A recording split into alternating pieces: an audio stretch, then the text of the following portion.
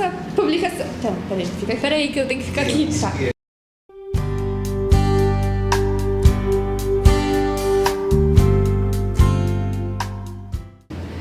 Oi, pessoal! Hoje a gente tá aqui com mais um The Review is Coming e eu sou a Laís e a nossa convidada especial de hoje é a Natasha.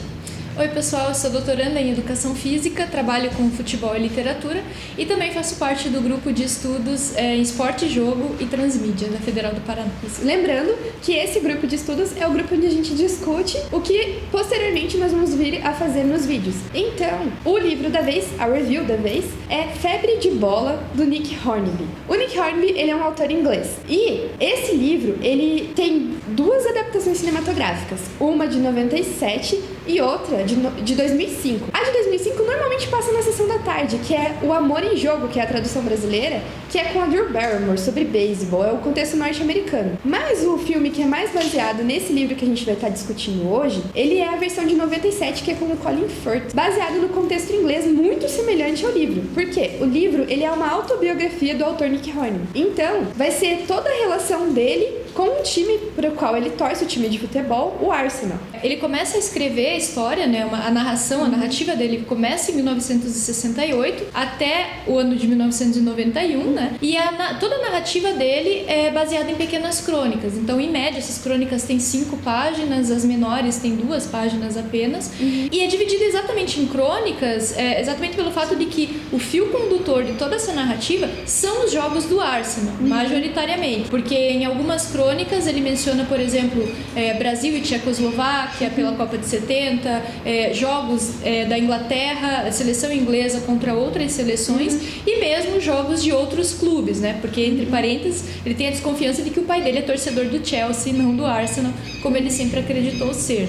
E daí dessa questão a gente vê assim, as crônicas, elas são organizadas em 3 fases, elucidando as 3 fases da vida dele, porque quando ele escreve o livro, ele tá com 35 anos de idade, certo? A primeira parte das crônicas se refere à infância dele, que é quando ele descobre o futebol e o próprio Arsenal em si como uma relação, como um meio de aproximar ele do pai, porque os pais deles eram separados, num período em que isso já também estava ficando um pouco mais comum, só que o futebol aproxima ele e o pai, mas deixa a irmã um pouco mais de lado. Então, ao mesmo tempo que ele tem esse vínculo, a irmã acaba ficando em casa com a mãe. Já a segunda fase das crônicas é uma fase mais de adolescência, começo da vida adulta, e a terceira fase seria um período até os 35 anos de idade, já numa fase adulta mais estabelecida. Então, inevitavelmente, é algo que o próprio autor assume ao longo da escrita dessa autobiografia, a passagem do tempo na vida dele se refere às partidas do Arsenal. Tanto que ele coloca alguns títulos como, por exemplo, Carol Blackburn, que é o nome da primeira namorada dele, e uma espécie de subtítulo, Arsenal versus Derby e a data, por exemplo, 31 de março de 1975. E a partir desse evento, a maioria das vezes ele vai efetivamente retratar, relacionar algum fato da vida dele ao jogo em questão. Em outros momentos ele vai simplesmente falar da vida dele e vai apenas mencionar aquele jogo em questão, mas sempre as duas coisas vão estar relacionadas. Então assim, o jogo sempre, o time Arsenal sempre vai estar muito presente. Então você vê essa identificação dele com o clube, que não necessariamente ocorre numa identificação dele com a seleção inglesa. Tanto que tem apenas 2 crônicas que vão citar a seleção inglesa. E esporadicamente, como a gente está num contexto brasileiro, uma crônica que vai se referir ao Brasil, que é a crônica sobre o Pelé. Então era um jogo do Brasil versus a Tchecoslováquia na Copa Mundial Copa do Mundo de 70. Só que até então ninguém tinha ouvido falar do Pelé, porque na Copa anterior ele não tinha tido muito destaque. Todo em torno do livro e daí em torno da vida dele vai girar em torno do Arsenal. As memórias dele vão ser, de certa forma, conduzidas pelo time, né? Então, ao mesmo tempo em que os períodos felizes e os períodos tristes da vida dele vão estar relacionados com momentos do time. Então, o Arsenal ganhou, então 2 dias depois aconteceu uma coisa muito boa. Então, são períodos assim, o jogo foi 2-2, o Arsenal perdeu por causa disso, alguma coisa relacionada, e daí alguma coisa ruim aconteceu na vida dele. Então, ele marca os períodos da vida dele pelas vitórias e derrotas, pelos momentos bons e ruins do time. Então, até sobre essa perspectiva da passagem do tempo, tem uma passagem no livro em que ele diz exatamente o seguinte: acho que é hora de uma defesa quanto à precisão dessas memórias e talvez as memórias de todo torcedor de futebol. Nunca mantive um diário de torcedor e esqueci completamente centenas e centenas de jogos. Mas a passagem do tempo, na minha vida, está ligada às partidas do Arsenal. E todos os acontecimentos, de alguma forma significativos para mim, estão contaminados pelo futebol. E aí ele dá exemplos nesse sentido, né? Quando eu fui padrinho de casamento, quando o Arsenal ganhou de 1-0 do Tottenham. E por aí vai. E não raro, e até entre aspas, por coincidência, os momentos em que o Arsenal vence as partidas, esses momentos felizes, estão atribuídos a características felizes, como por exemplo o fato de você ser padrinho de casamento de um amigo. Mas quando o Arsenal empata em 2-2 com um time da terceira divisão, isso já está relacionado ao fim do primeiro relacionamento dele com a Carol Blackburn. Nesse sentido, ele mesmo, o autor, afirma que o Febre de Bola, ele era uma questão relacionada a momentos. Então você tem todo um livro dividido em 3 partes, 3 períodos da vida, onde o autor com 35 anos vai rememorar. Então ele acaba fazendo uma história contada e não uma história vivida da vida dele, por assim dizer. Tem todo esse aspecto da memória onde a gente consegue localizar características do autor enquanto um indivíduo que ia até o estádio, de como ele marca isso na vida dele, ao mesmo tempo em que a gente pode ter uma noção de que, será que isso não era uma coisa característica dos outros torcedores do Arsenal ou de outros torcedores de outros times que poderiam se identificar com a obra no período?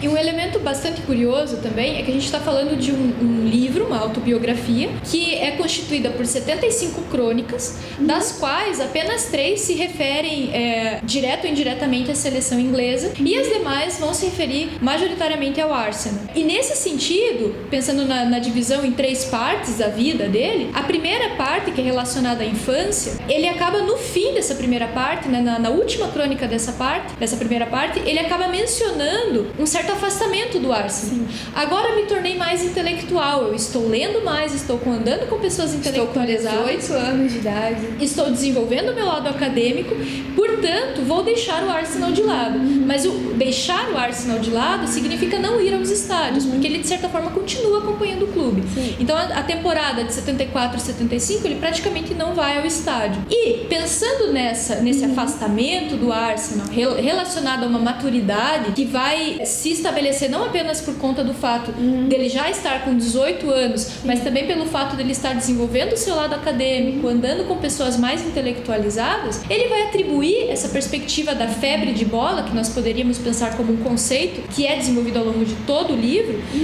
ele vai atribuir essa perspectiva à infância. Então veja, a febre de bola, ou seja, essa obsessão futebolística, ela só está presente entre as crianças.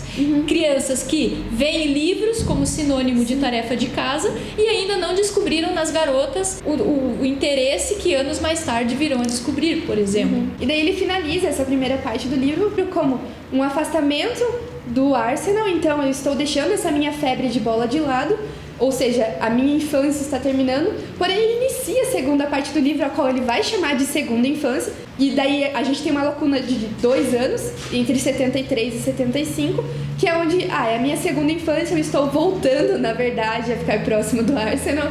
Será que é um comportamento só de criança, no final das contas? Esse comportamento febril não é uma coisa que é muito mais dos adultos, dos obsessivos com o esporte, do que com uma criança que está descobrindo a modalidade? E aí, ao terminar essa parte, exatamente por conta dessa lacuna que tem, que ele não escreve nada sobre 74, você fica com a impressão, puxa, então ainda faltam 150 páginas para o fim do livro e ele já terminou essa perspectiva de febre de bola.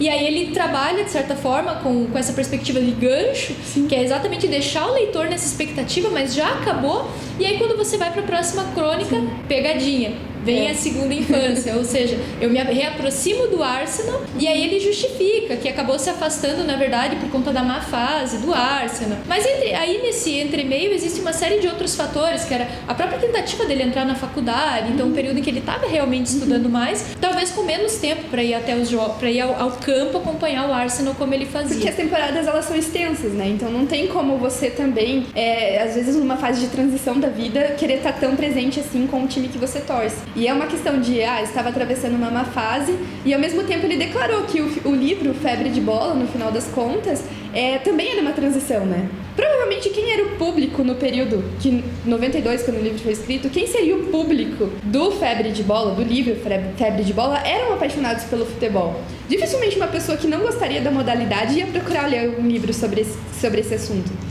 Então, no final das contas, ele coloca que o Febre de Bola foi colocado por algumas pessoas, criticado por algumas pessoas como algo que mudou também a perspectiva do esporte. E daí ele faz essa crítica de que não foi, poderia ser atribuído ao livro, mas na verdade não foi isso. Foi o próprio esporte que estava numa fase de transição. E hoje em dia ele está muito mais espetacularizado.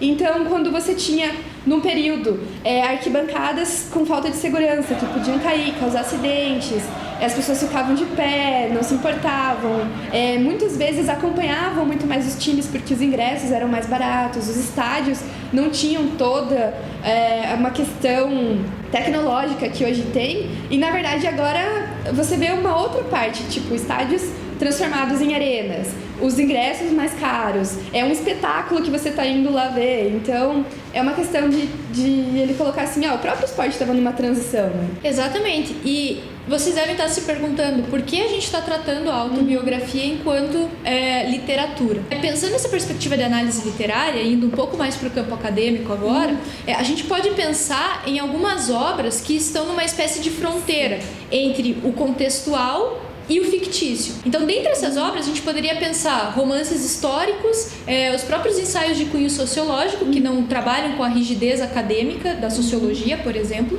e a crônica, publicada no jornal, relacionada a fatos... Muito mais fácil acesso também. A fatos cotidianos que estão publicados nesses jornais, também acabam estando, digamos, nesse campo fronteiriço entre o que seria ficção e o que seria realidade, entre muitas aspas. Porque ao pensar a história é muito complexo você definir o que é real e o que não é real, tendo em vista que a gente está falando de perspectivas. Então, nesse sentido, a gente poderia colocar como um quarto gênero a biografia e a autobiografia. Exatamente porque eu vou trabalhar com um pacto biográfico, ou seja, eu enquanto um biógrafo ou eu enquanto autor da minha própria biografia, então, enquanto escrevendo uma autobiografia, eu vou ter um pacto com o leitor de que essa não é uma obra ficcional, que eu vou estar falando a verdade. Sim. Todavia, e aí não se trata de dizer que o autor está mentindo ou não, mas esse autor ele vai ficcionalizar a sua própria vida inevitavelmente, porque nós estamos falando de memórias. Então, no caso do Nick Hornby, um indivíduo de 35 anos, já professor de inglês, que passou por uma série de experiências, falando da sua trajetória lá na década de 60 e 70 e 80, enfim, fatos já passados sobre os quais ele reflete e vai escrever na autobiografia. Tanto que não necessariamente as emoções, que são coisas que permeiam muito o campo esportivo, as emoções não vão ser necessariamente as mesmas que ele deve ter sentido no período em que o próprio jogo ao qual ele se refere aconteceu. É uma perspectiva dele, enquanto um autor de um livro de 35 anos de idade, estar lembrando, contando momentos da sua vida dos 12 anos de idade. Você vê que ele também, de certa forma, pensa no seu público, no público que vai ler o livro, porque também não dá para escrever de um modo que quem vai ler o seu livro não vai entender. Consequentemente, você não vai conseguir uma repercussão, ou mesmo a gente não estaria discutindo ele aqui. E exatamente pensando essa perspectiva de ficcionalização da própria vida, ou seja, eu não estou contando mentiras, mas eu estou falando da minha vida contada. É a vida contada, não a vida vivida. Já porque até pensando nessa perspectiva de história, que inevitavelmente ela acaba perpassando essa discussão, pensando nessa perspectiva de história, não tem como... voltar ao passado de uma maneira pura como aqueles fatos efetivamente aconteceram. Então o que vai acontecer é uma rememoração daqueles elementos. E a partir dessa rememoração eu vou contar com a ficcionalização. Então quando a gente pensa a autobiografia enquanto literatura, a gente está pensando exatamente nessa perspectiva. Estamos falando de uma história, de uma vida real, porém ficcionalizada. E o Nick Hornby faz isso muito bem, porque ele tem várias tiradas satíricas e até bem humoradas, exatamente nesse sentido. Porque ele torna essa febre de bola, que é o que vai permear a obra inteira, como um exagero. Então, a gente está falando de uma obsessão, e ele mesmo declara isso. Esse é um livro sobre um fanático, sobre um obsessivo, sobre uma pessoa depressiva que vê no futebol a possibilidade das tristezas respirarem. Ou seja, pensar o próprio Arsenal em si, talvez isso seja esse o nexo da narrativa dele, né? Pensar o Arsenal em si significa não pensar uma série de alegrias, mas pensar exatamente as tristezas potencializadas especializadas que vão acontecer nesses entremeios. E até tem uma parte do livro que ele coloca que não é só dele isso. Porque ele olha, ele tá num jogo, e daí ele descreve que ele olha pro lado e vê que a tensão tá presente no rosto dos outros torcedores também. Então talvez não seja só ele que vai ao estádio, que assiste aos jogos do Arsenal com essas mesmas angústias. Na autobiografia do Nick Hornby, ele exagera ao máximo essa perspectiva da obsessão. Todavia, a gente pode pensar esse exagero enquanto propriamente um recurso literário. Sim. Até porque nós estamos falando de um autor que é autor de outras obras. O Alta Fidelidade, romances. Uma Longa Queda, são romances dele que também viraram filmes também, então... Outros romances, e talvez o próprio Alta Fidelidade seja um dos mais reconhecidos. Então nós estamos falando de um autor literário. E exatamente por se aproximar dessa literatura, se trata de um professor de inglês, ele tem muita facilidade para se utilizar dessa estética literária no sentido de exagerar. E talvez por meio desse exagero esteja a ficcionalização da própria vida. Então, ao pensar febre de bola, meu Deus, que autor, que torcedor obsessivo, é um fanático, talvez a gente esteja caindo nesse exagero que ele propõe.